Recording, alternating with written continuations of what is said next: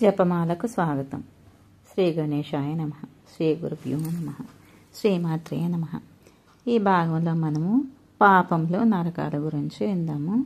సూతుడు సౌనకాది మహామునులతో ఇలా చెప్తున్నారు. పాపాలు చేసిన వారికి అనుభవించే నరకయాతనలు ఇలా చెప్తున్నారు. మనసు చేత కానీ, వాక్కు చేత కానీ, శరీరం చేత కానీ చేసిన తప్పులు, పాపాలు ఇవన్నీ కూడా వీళ్ళపైన ఉన్న జీవులు చేసిన పాపాలకి యమధర్మరాజు తన లోకంలో పాపుల్ని శిక్షించే శిక్షా కేంద్రాలు ఉన్నాయి.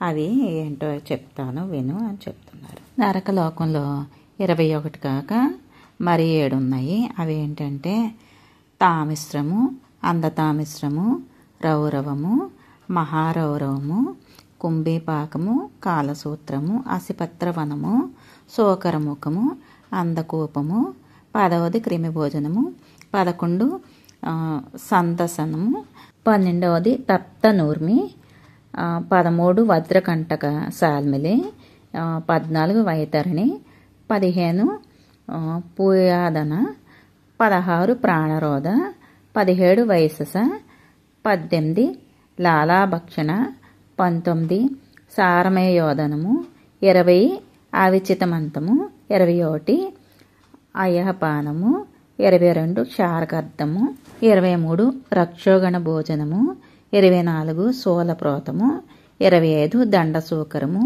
26 అవధ నిరోధన, 27 పర్యావర్తన, 28 సూచిముఖ నరకాలు, 28 విధాలుగా నరక కోపంలో కలవు అని ఇంకా ఇలా చెప్తున్నారు. మొదటిది ఇతరుల పిల్లలను చూసి అవహేళన చేసేవారు, పరుల భార్యలను చులకనగా చూసేవారు, ఇతరుల ధనాన్ని అపహరణ చేసేవారు తామిశ్ర నరకంలో కూలదోసి చావమూది చాలా రకాలుగా హింసిస్తారు. ఈ నరక కోపం గాఢాంతకారంగా ఉంటుంది అని. ఇంకా రెండవది భర్తను మభ్యపెట్టో మోసపుచ్చో అతని భార్యని పొందే జారుడిని మిక్కిలి క్రూరంగా శిక్షిస్తారు. దాన్ని అందతామిశ్ర నరకం అని అంటారు. ఆ అందతామిశ్రంలోని పడతోసి ఘోర రకాలుగా శిక్షణ ఇస్తారు. భర్తని మభ్యపెట్టో మోసం చేసో అతని భార్యని పొందిన జారుడు మిక్కిలి జారుడు అంటారు అన్నమాట. మిక్కిలి శిక్షించి అందతామిశ్ర నరకంలో పడద్రోసి ఘోరంగా శిక్షిస్తారు. స్వకుటుంబ పోషణార్థం ఇతరులను వంచి ధనం ఆర్జించే వారిని రౌరవ నరకానికి గురి అవుతారు. ఇక్కడ పాముల కన్నా క్రూరమైన విష జంతువులు పాపాత్మల్ని పీడిస్తూ ఉంటాయి. ఇలా 4వది పెద్దల యందు భయభక్తులు, పిల్లల యందు ప్రేమ వాత్సల్యము వదిలి, భూతదయ పశ్చాత్తాపం వదిలి పరుగులు పెట్టి సంపాదన ధనార్జన మాత్రమే చేసేవారు మహారౌరవ పడి క్రిములు పాములచే పీడింపబడతారు అని. 4వది పొట్ట నింపుకోవడానికి కన్నాలు వేసి తవ్వి ఎలకలను ఉచ్చులు పెట్టి పన్ని ఉడతల్ని అలాగే జీవరాశుల్ని పట్టి చంపి తినేవారిని కుంభీపాక నరకం అనుభవించవలసి ఉంటుంది. ఇక్కడ సలసలా కాగే నూనెలో పాపాత్మల్ని పడదోస్తారు అని. ఇంకా తల్లిదండ్రుల్ని, వేద పండితుల్ని, బ్రాహ్మణుల్ని దూషించేవారు. అలాగే సూర్యుడిని వేడి భరింపజాలనంతటి మండుటెండలో నుంచి నిప్పుల వంటి ఇసుకను నేల మీద పోసి పడదోసి మార్చి చేస్తారు. దీన్ని కాలసూత్ర నరకం అని అంటారు. ఇక 7వది వేద మార్గమును విడనాడి పాషాండ మతాలను అవలంబించిన వారిని అసిపత్ర వ్రతము అనే నరకాన కత్తుల బోనులో పడద్రోసి ఇనుప కొరడాలతో కొట్టుచు పరిగెత్తించే వారి శరీరాన్ని కత్తిపోటులతో కొరడా దెబ్బలతో నెత్తురు కక్కేలాగా చేసేది. ఇక శిక్షించకూడని వారిని శిక్షించి న్యాయాధికారులు బ్రాహ్మణులకు కీడు చేసిన వారిని శూకరముఖం అనే నరకాన చెరుకుగడను విరచినట్లుగా శరీరావయవాలను నుగ్గుగా చేస్తూ ఉంటారు. ఇది శూకరముఖ నరకం అని అంటారు. శిక్షించకూడని వారిని శిక్షించి న్యాయాధికారులు బ్రాహ్మణులకు కేడు చేసిన వారిని శూకరముఖం అనే నరకాన చెరుకుగడను విరచినట్లుగా శరీరావయవాలను నుగ్గుగా చేస్తూ ఉంటారు. ఇది శూకరముఖ నరకం అని అంటారు. 9వది, ఈశ్వరుడు సృష్టి గావించిన జంతుజాలములను తన వంటిదే అనే బుద్ధి లేకుండా వాటిని హింసించి వారిని అంధకూపం అనే నరకంలో పడత్రోస్తారు. ఇందులోని క్రూర మృగాలు, పాములు, దోమలు, నల్లులు, తేనెటీగలు అనేవి ఉంటాయి. పాపాత్మలను పీడించి రక్తం పీల్చి పిప్పి చేసి వదులుతాయి అని చెప్తారు. 10వది, తన సంపదను కలిగి బంధుమిత్రులని ఆదరించకుండా, ఆహ్వానించకుండా, వారికి పెట్టకుండా, తానే స్వార్థంతో అతిథి అభ్యాగతులకి అన్నం పెట్టకుండా తనే తినేవాళ్ళని తన కాకి వలె ఇంటింటి కూటికి ఎగపాకడం క్రిమి భోజనం అని నరకంలో కూలద్రోస్తారు. అంటే తను సంపాదించింది తినకుండా వేరే వారి ఇంట్లో కూడా చొరబడి వాళ్ళ ఇంట్లో కూడా తీసుకొని చేసిన వాళ్ళని. అలాగే 1,00,000 యోజనాలు విశాలమైన కుండ ఉంటుంది.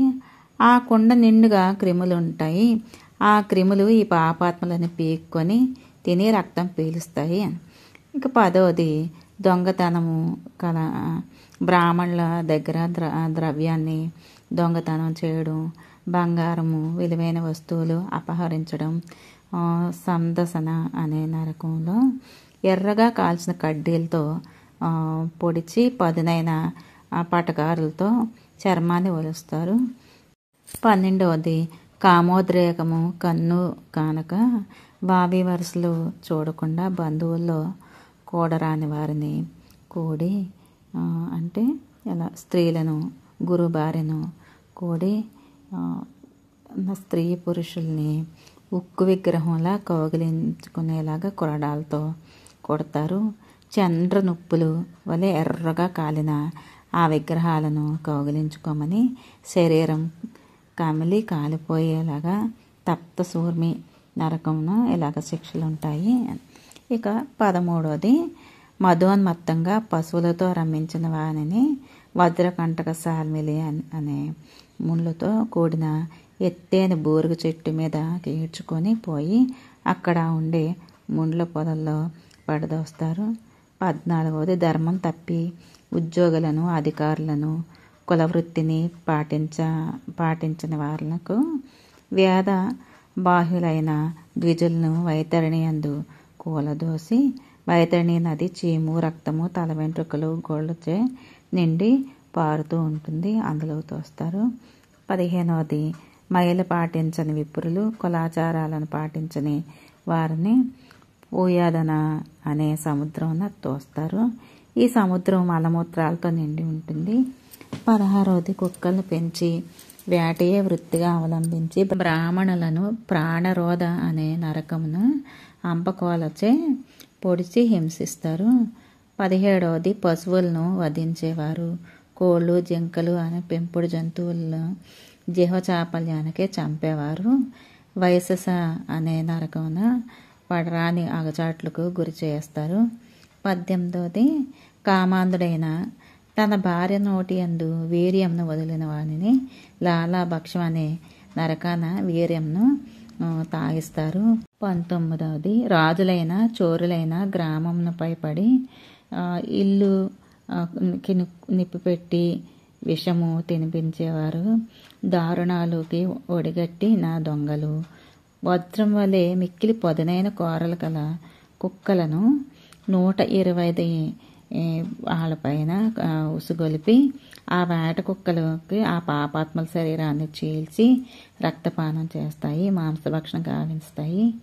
ఇది సారమోయోధన అనే నరకం అని జరిగే శిక్షణా విధానం ఇది. 20వది, కోట సాక్ష్యాలు ఇచ్చేవారు వ్యాపార వ్యవహారాల్లో అబద్ధాలు పలికి మోసం చేసేవారిని నువ్వు రామడల ఎత్తున్న కొండపైకి తీసుకొని పోయి తలకిందులుగా చదరముగా ఉన్న పాషాణాన్ని తలమును బడతోసి తలవైపు పడతోసేసి ఆ పాపాత్మల శరీరము ముక్కలు అయ్యేలాగా మరలా ఎప్పటి వల్లే మళ్ళీ చేస్తూ మరలా వారిని కొండపై శిఖరానికి తీసుకెళ్ళి మళ్ళీ కింద పడేసి అలా చేస్తూ ఉంటారు.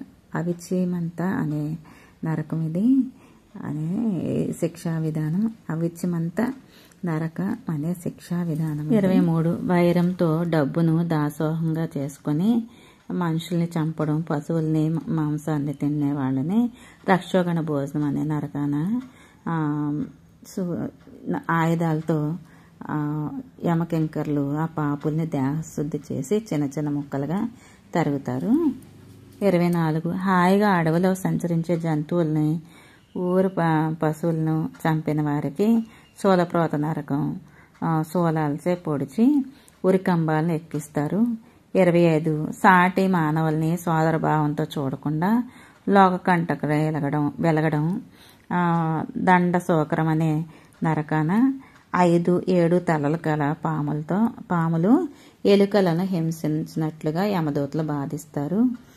26 పాడుపడిన నూతులలో ఎవరినైనా పడదోసినను, గదులలో ఇతరులను చెరపెట్టినను పొగలు కమ్ముకున్నట్లు చేసి ఆ పొగలలో యమదూతలు పడదోసి అవధ నిరోధన నరకంన ఇట్లు చేస్తారు. 27 భోజన సమయందు భిక్షాటనకి వచ్చిన యాచకులు గాని అతిథుల అభ్యాగతులను గాని తోలనాడిన వారిని పర్యావర్తన అనే నరకాన కనుగుడ్లు కాకులు పొడిచేటట్లు చేస్తారు. 28 డబ్బు కలిగి కూడా తృప్తి చెందక ధనగర్వంతో సాటి వారిని తిరస్కారంగా మాట్లాడి శరీరాలను వాళ్ళని సూదులచే గుర్తించి సూచిముఖ నరకాన యమకింకర్లు పీడిస్తారు. పాపాలకు అంతులేదు, వివరించడానికి వీలు లేదు. నవ్వుతూ చేసిన ఏదైనా సరే ఏడుస్తూ అనుభవించాల్సిందే.